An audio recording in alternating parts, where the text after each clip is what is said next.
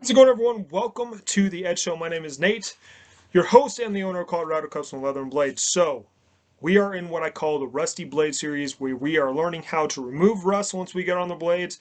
I did 3 different ways you can do that. Now we're into how to protect your blade, and thus far we have learned that Flitz works, but it's better to work in a sheath. So we first tested it, putting Flitz on one side, throwing it out in the elements for 10 days, and we got some interesting results. Then we did a makeshift sheath that I have right here for science purposes. This is our experimental sheath with our experimental blade. And we did the same thing with also an interesting outcome. Both sides were pretty much clean. And now we are testing baby oil. And I'll be honest with you guys, it has been a few days since I actually stopped the experiment, took this back inside. And because I did that and there was water inside the sheath, we do have some different results of what you're going to see in the clips, but it is still interesting to pay attention to because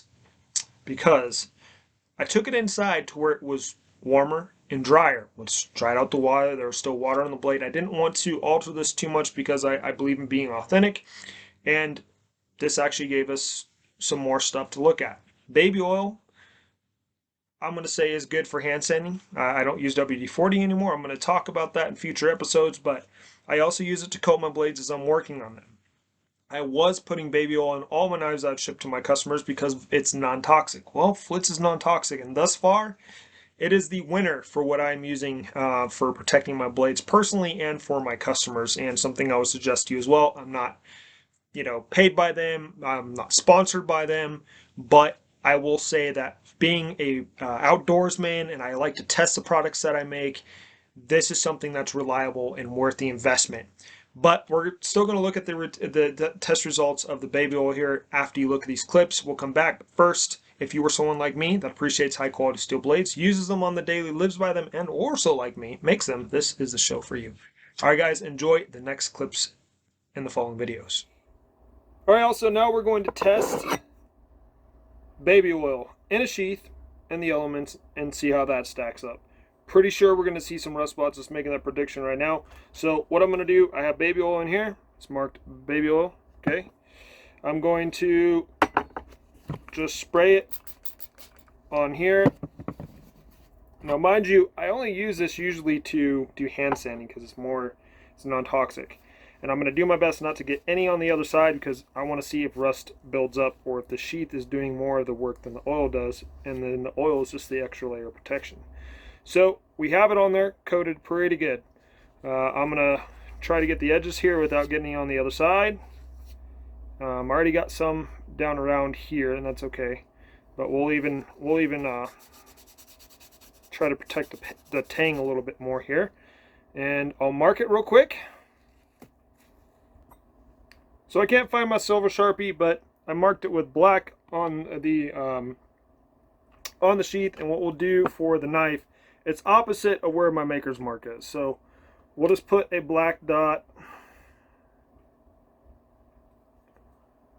that side, and we'll see what this looks like next week. Let's go drop it in the snow. All right, here we go. So this time we're going to drop it in front of my cooler here, and we're just going to kind of toss it in and bury it. All right, that's where she lays, and that's where we're going to bury it. Let's make sure we get snow in there.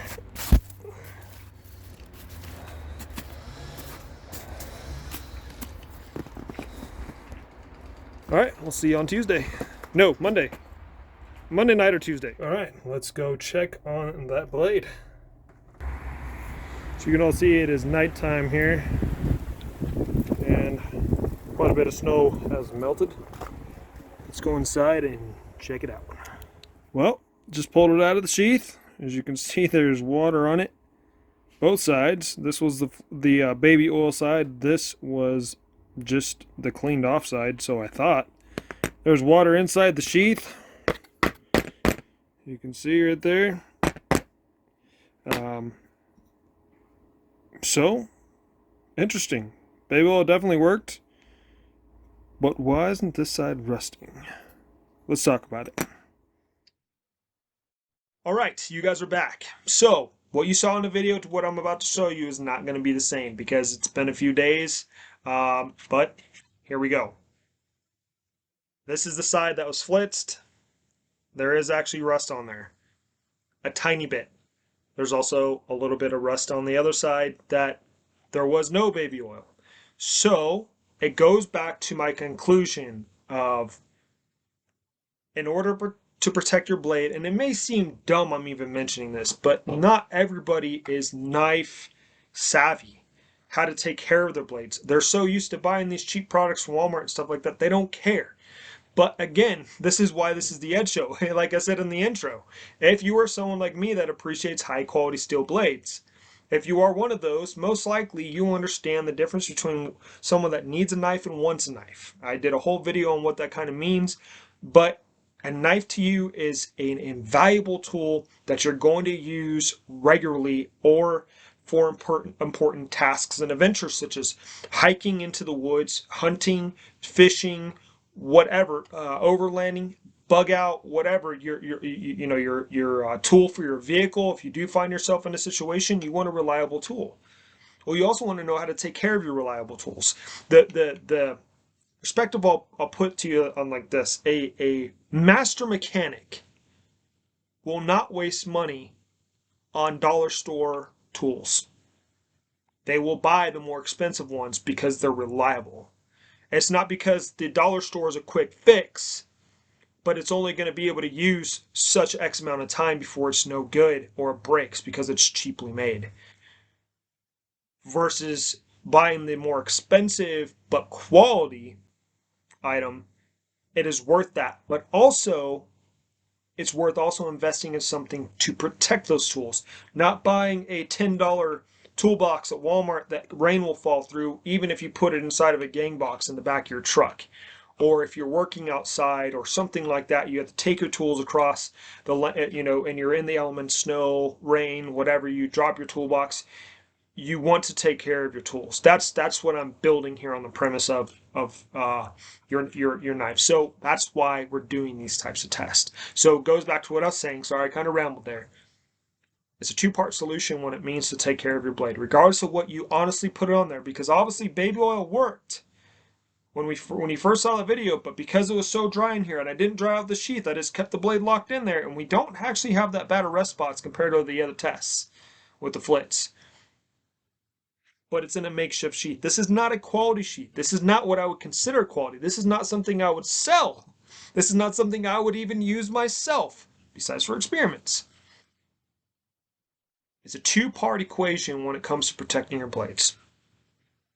Something to protect them as far as a layer, but also having a quality sheath to put them inside of, to house them, to store them. So when you do need to use your blade, be it all the time, everyday carry, or when you're going on your fishing, hunting, hiking trips, whatever, you know this blade's ready to use, it's protected, and you also carry that protectant, whatever, with you. I'm about to go home here. Our contract here in Utah is done with. My wife's a nurse contractor. I'm a traveling knife maker. So I'm excited to get back to my shop. I really am excited to start forging out the S series of the Wild series, which first is the WLD. Now we're moving into the S knife, and I'm thinking we're gonna do a tomahawk. I just got to come up with a cool word with I in it that makes sense for the tomahawk. That makes sense. But anyways, I'm going to try one more method on seeing if we can protect this blade. I don't want to use wax, and the reason why I don't want to use wax is wax, honestly, from everything that I've seen myself, that I've tested myself, that I've even seen with my dad's Damascus knives, wax gets in the way of the edge. Or you completely remove the wax away from the edge, and it doesn't give you as sharp of an edge. The wax kind of gets in the way. I don't know if that makes sense, but we're going to look for some alternatives. If you have any suggestions, put them in the comments below. That's it for this video, guys. Thank you so much for watching. If you learned something, awesome. I am trying to reach 100 subscribers by May 2023. If you wouldn't mind, like, share, and subscribe, that would be awesome. And please, again, comment in the comment section what you guys use to protect your blades.